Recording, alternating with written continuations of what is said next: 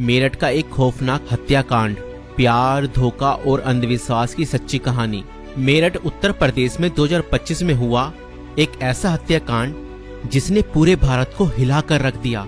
ये कहानी प्रेम, विश्वासघात और अंधविश्वास के खतरनाक जाल में फंसे कुछ लोगों की है, जिसने एक निर्दोष व्यक्ति की जान ले ली।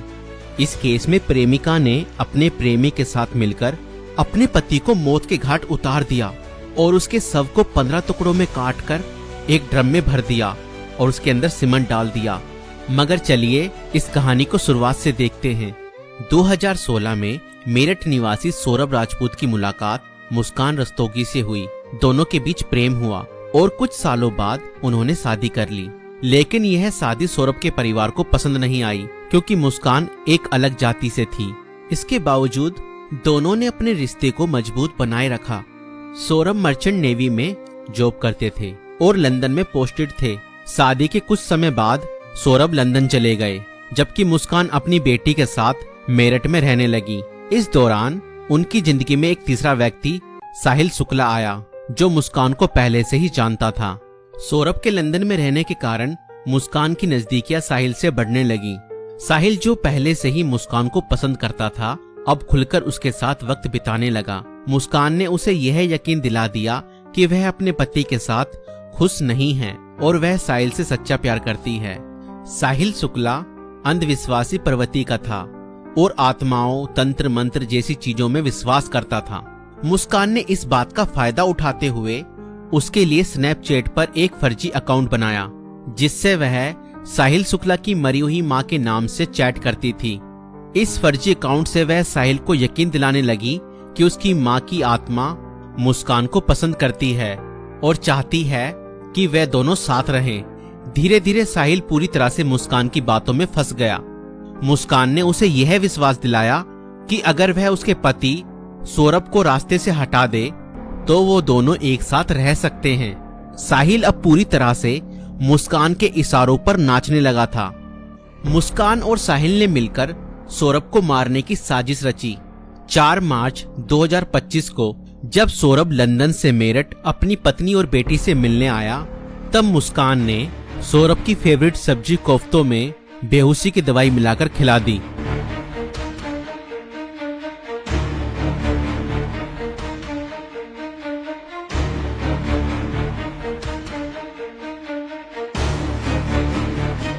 और जब सौरभ बेहोशी की हालत में बिस्तर पर पड़ा था, तब मुस्कान ने अपने दोस्त साहिल को बुला लिया और रसोई में जाकर वो बड़ा और धारदार चाकू ले आई, जो मुस्कान और साहिल ने पहले से ही प्लानिंग करके खरीदे हुए थे।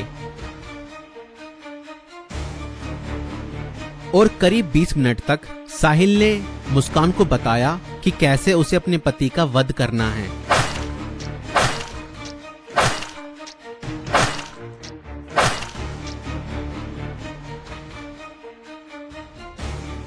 और फिर उसके बाद मुस्कान और साहिल ने सोते हुए सौरभ पर हमला किया और उसके हृदय पर 3 बार वार किए।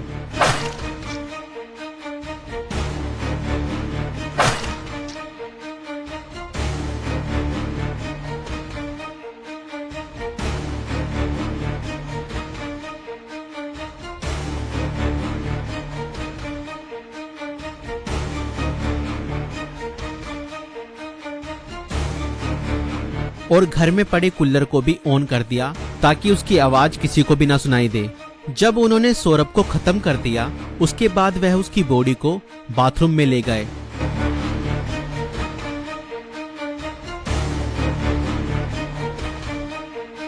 और उसके शरीर को 15 टुकड़ों में बांट दिया।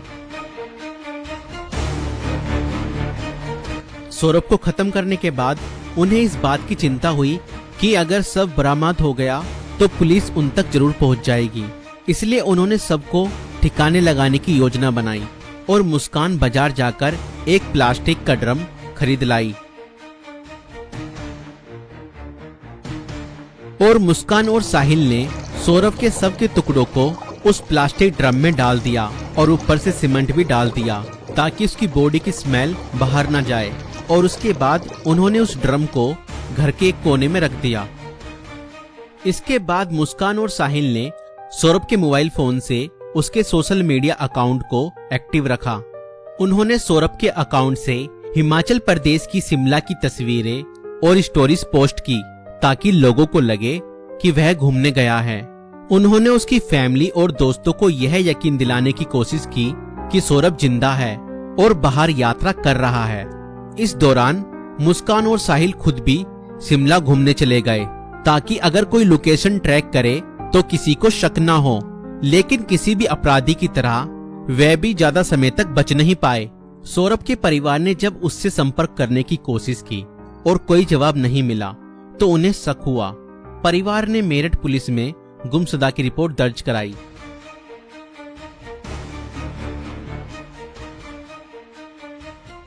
और इसी बीच मुस्कान ने अपने माता पिता को बताया कि शायद सौरभ का मर्डर हुआ है और उसके घर वालों ने ही उसका मर्डर किया है।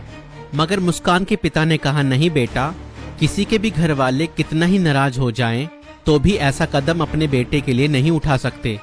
बेटा, मुझे सच सच बताओ, सौरभ कहाँ है?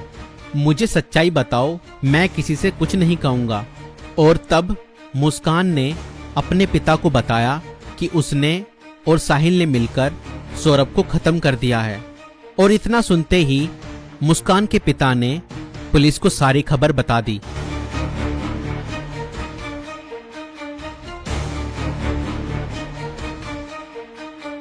और पुलिस ने तुरंत मुस्कान और साहिल को गिरफ्तार किया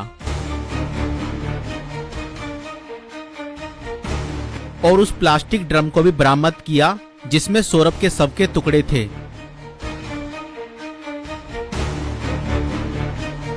उस प्लास्टिक ड्रम को काटा गया और सौरभ के शरीर के टुकड़ों को बरामद किया गया।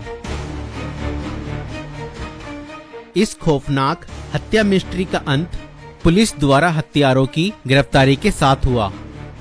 पुलिस ने मुस्कान और साहिल को गिरफ्तार कर लिया। दोनों पर हत्या, साजिश और शव को छुपाने के गंभीर आरोप लगाए गए। दोस्तों, ये घटना हमें यह सिखाती है कि अंधविश्वास का अंजाम बहुत बुरा और भयानक होता है। साहिल ने अपनी मां की आत्मा के नाम पर बनाए गए एक फर्जी अकाउंट पर भरोसा किया और हत्या जैसा अपराध कर दिया। और गलत संबंध और रिश्तों का अंजाम बहुत बुरा ही होता है। मुस्कान ने अपने फायदे के लिए साहिल को मानसिक रूप से कंट्रोल किया और हत्या तक करवा दी। और कानून से कोई नहीं बच सकता, चाहे अपराध कितना भी चालाकी से किया जाए। पुलिस की जांच और सबूतों के आधार पर अपराधी पकड़े ही जाते हैं। इसलिए रिश्ते सोच समझकर बनाएं और जीवन साथी चुनने से पहले सामने वाला मानसिक रूप से कैसा व्यक्ति है यह जानने की कोशिश करें। साथी चुनते समय सूरत पर नहीं, सीरत पर ध्यान दें। इस वीडियो को बनाने का उद्देश्य संसार में बढ़ रही बुराइयों से अवगत कराना है। दोस्तों, आपकी इस वीडियो को लेकर क्या राय है हमें कमेंट्स में जरूर बताएं। और ऐसी और वीडियो देखने के लिए हमारे YouTube चैनल को सब्सक्राइब जरूर करें।